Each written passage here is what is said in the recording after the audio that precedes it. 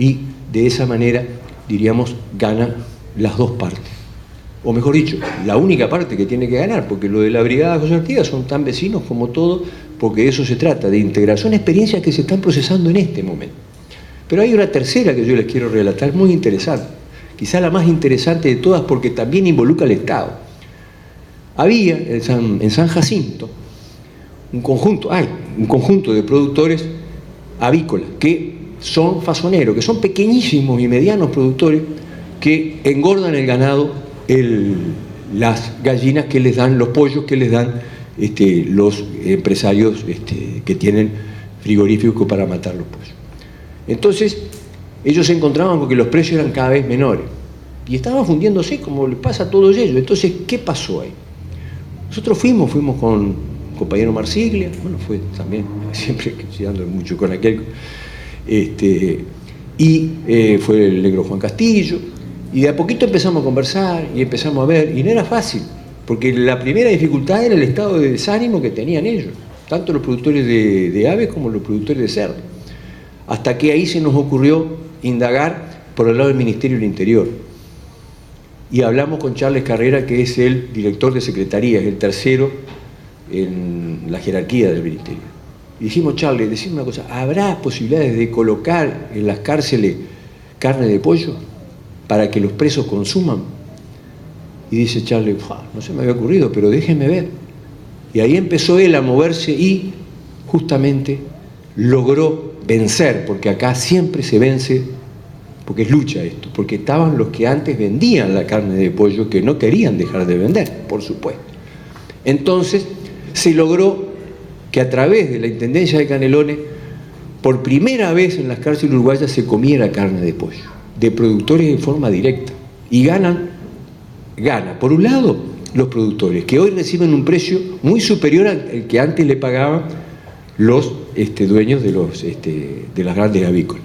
Y gana el Estado, porque el Estado, que somos todos nosotros, tenemos que pagar menos por esos pollos que, bueno, hoy por hoy forman parte de la alimentación de las cárceles uruguayas.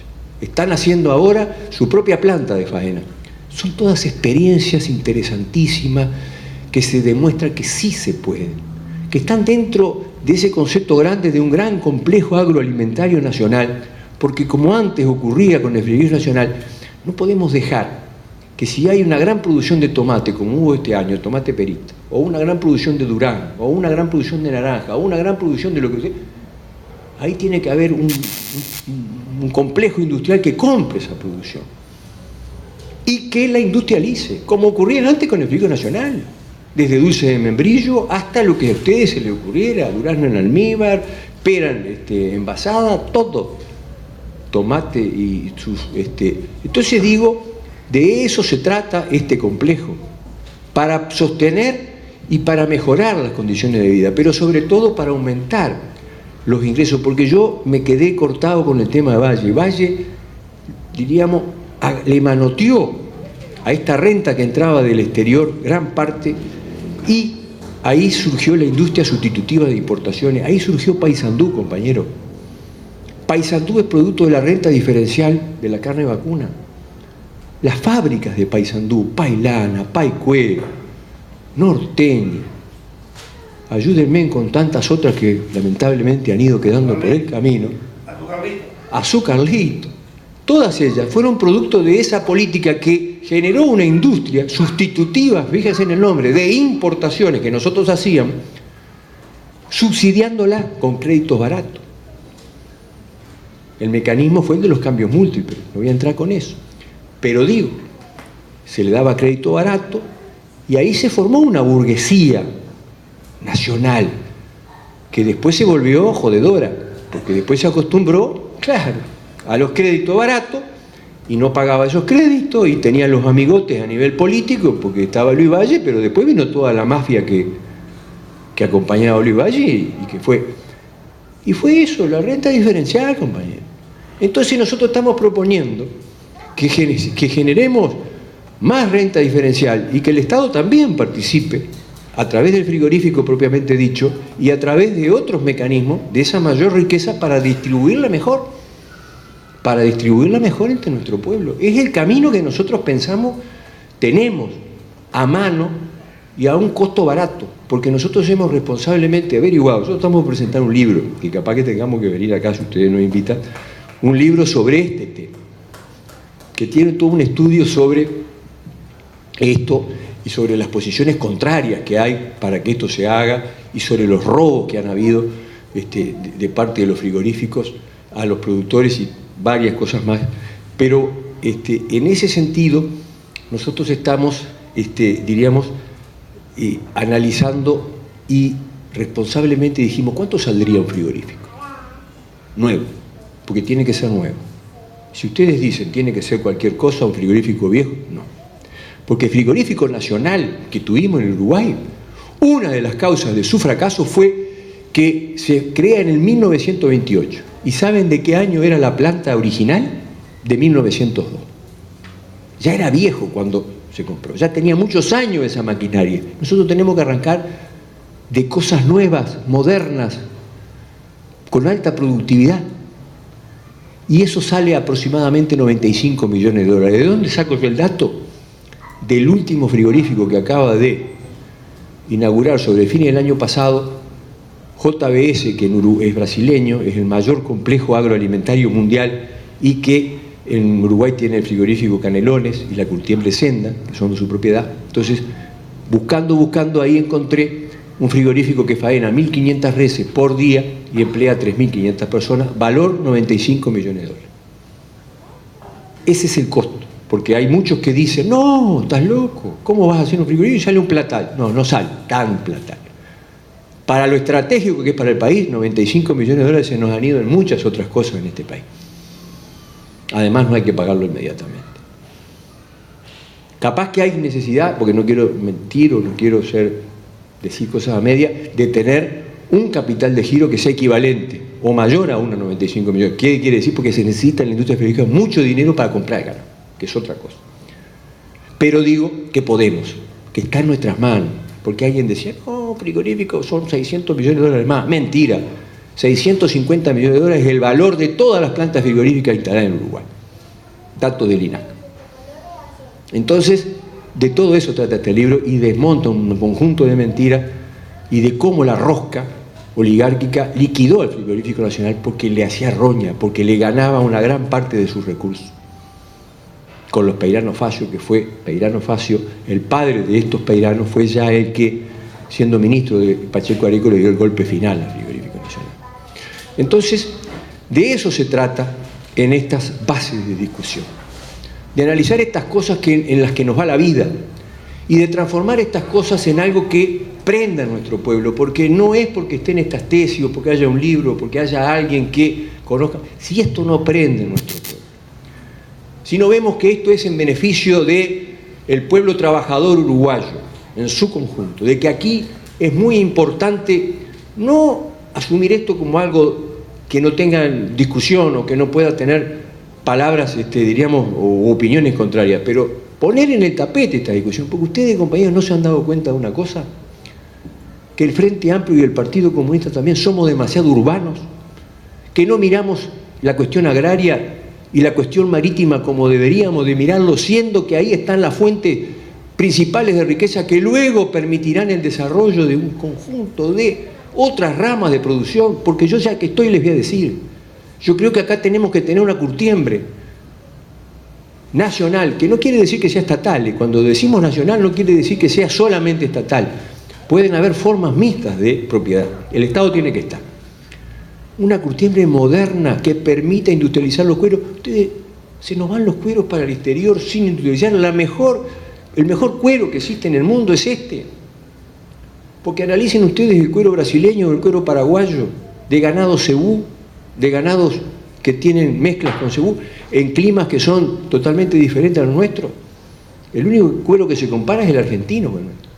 Y nosotros se nos va el cuero sin industrializar, compañero. Acá teníamos a Paicuero y ya no más. ¿Cómo no vamos a poder? Porque con el cuero luego se desarrollan otras cadenas de producción.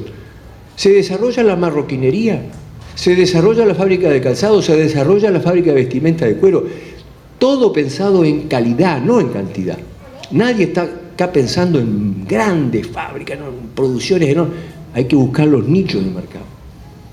Hay que buscar la manera en que también, y esto yo lo vinculo con la educación, no puede haber proyecto educativo para nuestro país si no hay un proyecto de país productivo con desarrollo social, con profundización democrática, con participación de la gente. No puede haber una educación desligada. Nosotros no podemos seguir generando permanentemente abogados y escribanos y luego profesiones que van a trabajar sobre los males sociales que esta sociedad tiene, psiquiatras, psicólogos y así sucesivamente, y respeto enormemente a todos los que estudian, incluso la compañera que estudia de la juventud psiquiatría, pero estoy diciendo algo que está por sobre mucho de lo personal. Tenemos que ver, como me decía ayer en Salto un compañero que trabaja en la industria de la carne y que fue muy buena en la intervención, dice, yo voy a reconocer, nosotros todavía no estamos preparados, y nos vienen a decir para participar con una cooperativa, para asociarnos a frigoríficos, no estamos preparados todavía, no somos capaces. Pero ¿qué habría que tener para eso? Porque el asunto es así. Está muy bueno reconocer que no se es capaz. Lo que no está bueno es decir, como no soy capaz, no hago nada. No, reconozco que no soy capaz y hago las cosas necesarias para volverme capaz. Y él lo dijo, hay que tener una tecnicatura en carne para los trabajadores de la industria frigorífica, que los prepare también a ellos para dirigir, para ser, diríamos, parte de la dirección de esa producción, asegurándonos que esté reflejado el interés de los trabajadores, en particular de la industria, pero también del conjunto de los trabajadores. Es maravilloso el desafío que tenemos, es enorme, pero implica que se tome esto, que se analice esto, porque para, como bien decía la camarada, ir a la cancha y dar la pelea implica tener conciencia. Nosotros no separamos la conciencia de la acción. Ambas cosas, la teoría y la práctica, están unidas. Hay gente que dice, bueno, soy un gran teórico y la práctica, los troscos, por ejemplo, que tienen unos trabajos excelentes sobre marxismo, pero después no los ven en ningún lado. En la práctica no los ven. Y hay otros que solamente son pura práctica, que hemos vivido en el país, grupos que nada más que se largaron a hacer las acciones más revolucionarias, entre comillas, que podían hacerse, pura práctica.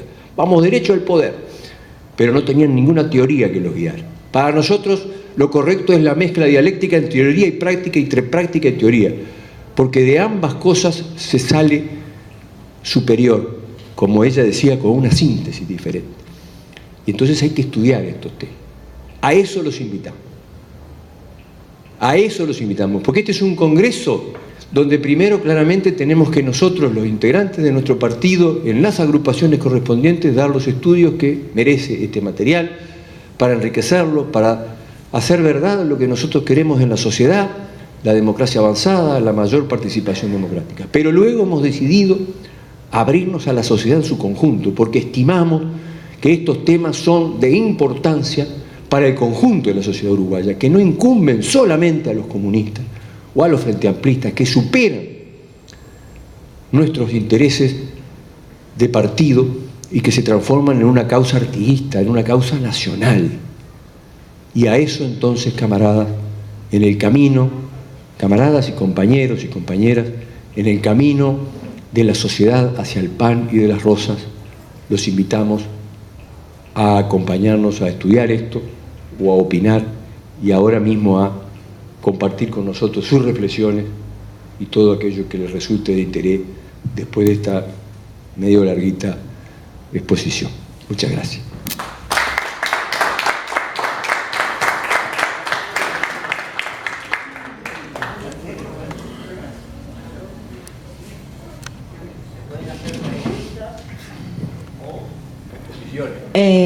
A partir de ahora se abre la ronda de preguntas y exposiciones con el máximo de 3 minutos. El que quiera hacer una pregunta, ¿puedes poner algo?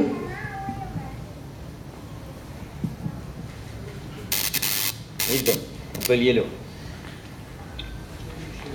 Quería ver si cuánto de fecha tiene el proyecto y qué se puede rescatar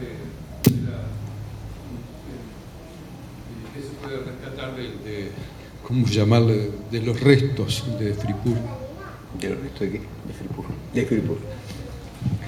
Me parece excelente la pregunta porque además viene a completar algo que yo no quise desarrollar porque si no la exposición se me hacía muy larga, pero aprovecho para responder brevemente. Nosotros tenemos una enorme potencialidad también en la producción de pescado. Yo soy ingeniero agrónomo y desde ese punto de vista, bueno, me he dedicado a estudiar también mi vida, diríamos, las capacidades de cada especie para transformar los alimentos que se le brindan en proteína. El pescado es la número 1. 1,5 kilos de ración produce 1 kilo de proteína.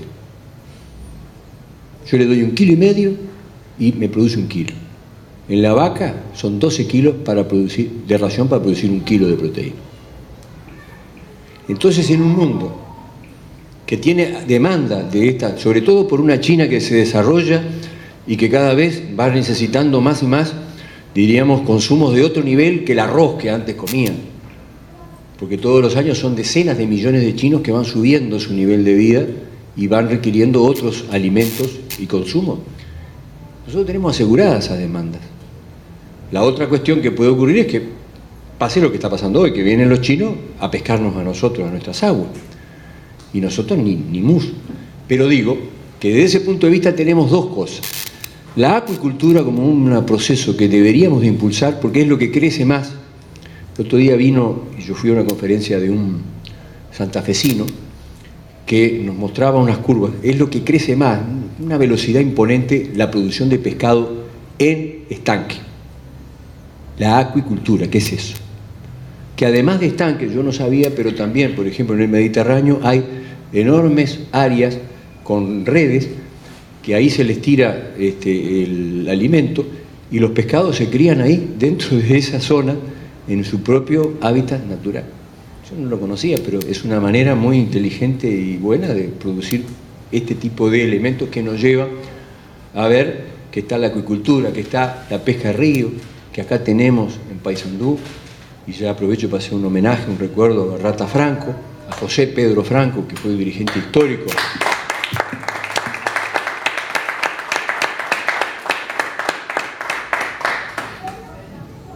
Dirigente histórico de la pesca que nació aquí, que aquí tuvo sus padres y aquí tuvo sus primeras luchas y que luego dio su vida, toda su vida, por la pesca y por Fripur y por tantas otras cosas. Bueno, tenemos la pesca de río, tenemos la pesca de mar, tenemos el camarón que no le hemos dado bolilla. A 10 kilómetros de la costa, ahí en la zona de La Paloma, hay enormes bancos de camarón que salen un platal, lo pagan los europeos y acá se lo llevan otros países y nosotros nada. Tenemos posibilidades, pero tiene que haber, antes estaba el ILPE. El ILPE, para los más jóvenes, era el Instituto de la Pesca, que industrializaba.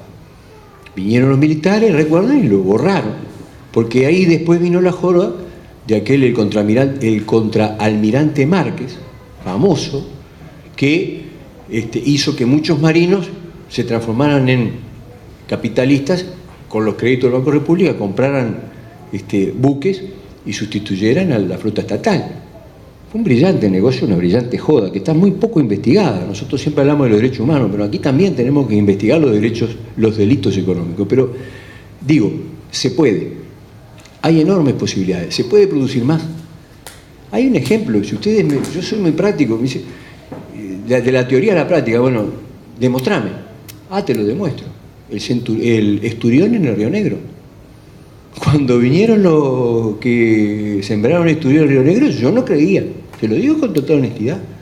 Hoy el Uruguay está exportando esturión de la mejor calidad mundial, del Río Negro. Invito a que se siga esa experiencia. ¿No se podía? Se pudo. Y estamos produciéndolo. Hay que conocer, hay que difundir esto, porque se puede hacer lo otro. Entonces, claramente que este complejo tiene que ver también con elementos de esta naturaleza que yo señalaba. Y tiene mucha importancia también para algo que tenemos que ir comenzando a tomar conciencia. Nosotros nos alimentamos mal. Yo de eso sé poco, pero la verdad es que por lo que he podido ver, nosotros tenemos una dieta desequilibrada, que no incorpora el pescado por dos motivos. Primero, por el alto precio, porque no se puede comprar el pescado. Y segundo, por el tema de que no nos gusta mucho, somos muy carnívoros. Pero lo ideal es ir a una dieta más balanceada. Y esto hay que comenzarlo por la escuela.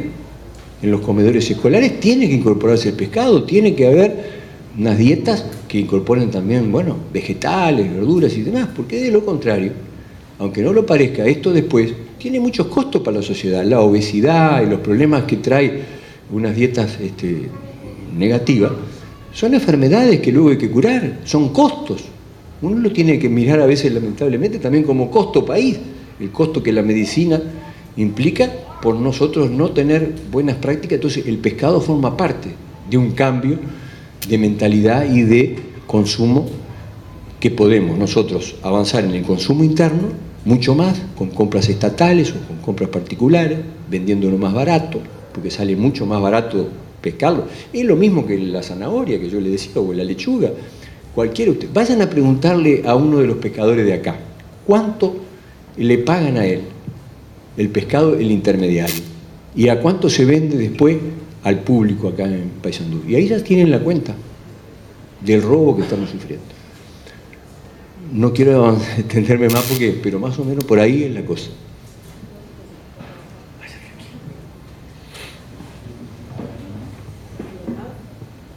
Dale otra. Por acá anda el micrófono, no sé quién.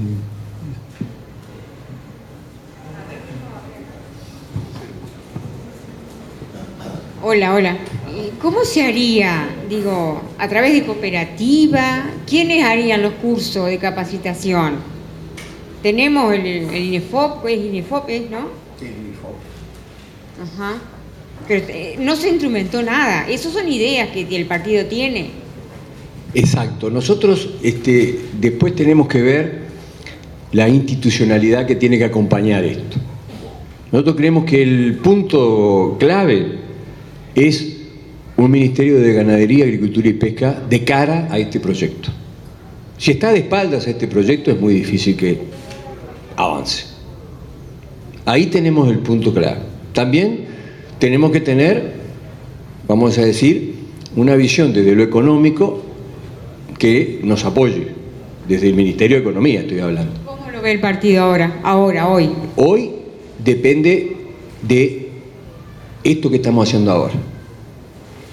Es un proceso que, como yo dije, tiene que ver con la mentalización, con el convencimiento, que tiene que ver con la transmisión de lo que nosotros creemos a muchos más y llegar a los mismos productores, que es clave, a los trabajadores de los frigoríficos, que es clave.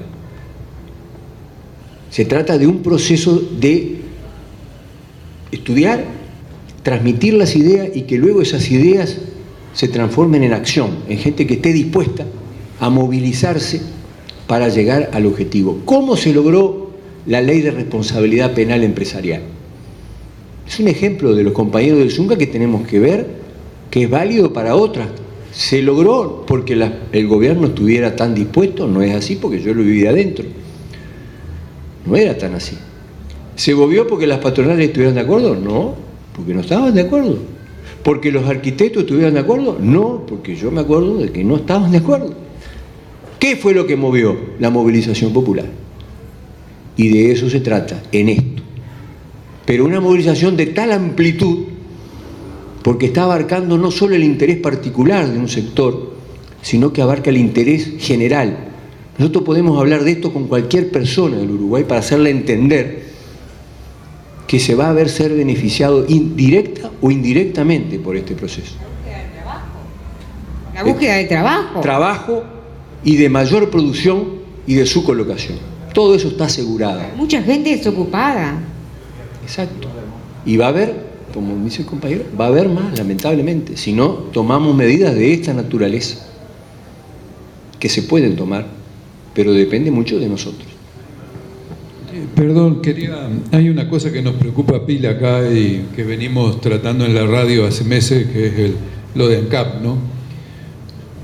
Bueno, yo no me resigno de que es irremediable, que no sé, ahora se ha decretado que no va al tercer horno, pero una movilización lo podría instalar, ¿no? Y a cada persona que pasa por la mesa en el programa le pregunto qué piensa de trancarle el negocio a los privados que compiten con el cemento de ANCAP, y que hacen un negocio redondo mientras ANCAP se perjudica, ¿no? Se podría votar una ley que lleve adelante un impuesto al cemento importado. Ahora, mientras se quiere limitar aquí, se va a abrir otra cementera en el sur, y hay privados que hacen un negocio bastante redondo, y entre ellos los jugadores de fútbol, Godín y otros.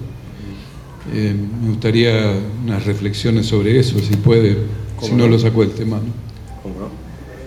Mire, yo siempre creo que los ejemplos sirven para tomarlos, si son buenos, y replicarlos.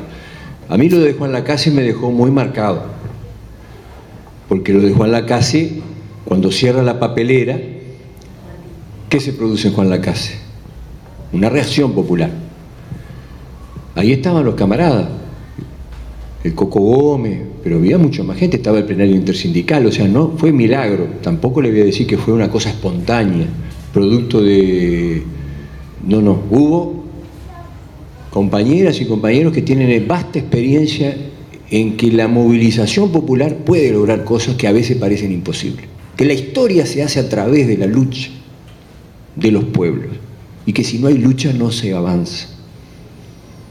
Y Juan Lacase nos demostró que se puede, porque Juan Lacase se movilizó, porque hizo un enorme cabildo abierto, porque estuvo permanentemente insistiendo, y al final hasta el mismo Tabaré fue a dar un conjunto de soluciones para comenzar a tener una perspectiva de trabajo en Juan Lacase.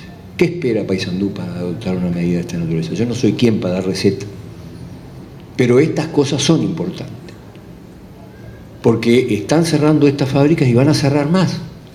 Entonces, desde ese punto de vista, hay que forzar la mano a veces para lograr soluciones, para lograr salidas productivas.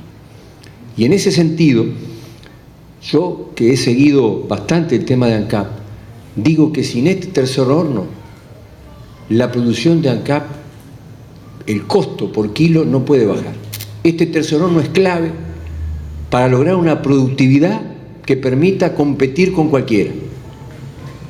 Si no se tala, seguimos con métodos caros que generan un costo superior al de otros que compiten con ANCAP en el Uruguay. No solo los importados, sino la fábrica norteamericana de minas. Entonces, para nosotros es estratégico el tercer horno, que además decimos es increíble que tengamos 80 millones de dólares embalados y no sigamos, diríamos, instalándolo con todo lo que eso significaría para la falta de mano de obra que aquí se señalaba existe en el departamento. No. Hoy, y yo le puedo dar la palabra a él porque él tiene la información de último momento al respecto, él puede explicar más en detalle, yo creo que vale la pena ahora hacerlo, no está definido eliminar. Compañero, aprovechamos para informarle de algunas acciones que desde el Frente Amplio en su conjunto, que significa Diputación, Ediles, Ejecutivo Departamental y Fuerza Política, estamos aprovechando la visita de algunos compañeros que tienen responsabilidad en el Gobierno Nacional para comenzar a hablar y de que el Gobierno el nacional, el Ejecutivo, entienda la importancia que tiene discutir globalmente el tema del empleo y el desarrollo de Paysandú.